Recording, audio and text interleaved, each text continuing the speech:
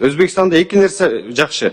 Үч нерсени чечип берди. Биринчиси финансын чечип берди. Экинчиси жанагындай сертификацияны чечип берди. Үчүнчүсү жумушчу күч арзан. Биз азыркы күндө алар менен биз конкуренция боло албайбыз. Бизге келген клиенттер ал жака өтүп атат. Бизге келген ишкерлерге азыркы күндө мамлекет бир аз акча бөлүп берди. Ал эми аябай мизерный да. Абдан аз ал. 300 миллион бөлүп берди деп атат. Неге айыл чарбасына бөлүнгөндө бизге ишкер тигүү тармагына каралбайт да?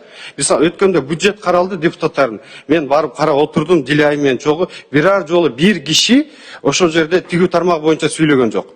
Ошол жерде мен санап отурдум 23 киши айыл чарба боюнча сүйлөдү. 23 киши. Бирок калган бир киши дагы тигүү тармагы боюнча сүйлөгөн жок. Бирок тигүү тармагы боюнча азыркы күндө 1,5 миллиондой адам иштейт экен, эмгектенет экен.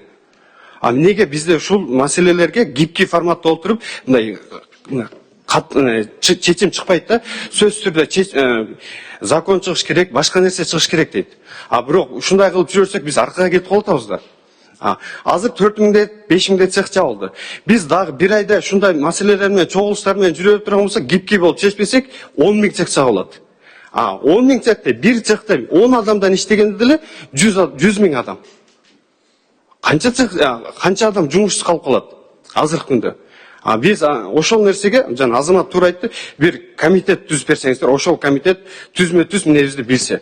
Өзбекстанга өткөндө ошол нерселерди биз да көрдүк, мен жакында эле өтүп келгенде көрдүм. Ошол министрлик, ошол акимдер бүтүн ишкердин несини аттарына чейин билет экен. Анан экинчиси, мен бүт гостиницалардан статистика алдым, бүт сурап чыктым. 2025-жылы бизде ишкерлерди өнүктүрөбүз, ишкерлерге бүт шарттарды түзөбүз деген 3500 жолугушуу болуптур. 3500 жолу. Именно мамлекет өкүлдөрү менен, биздин ассоциациялар менен.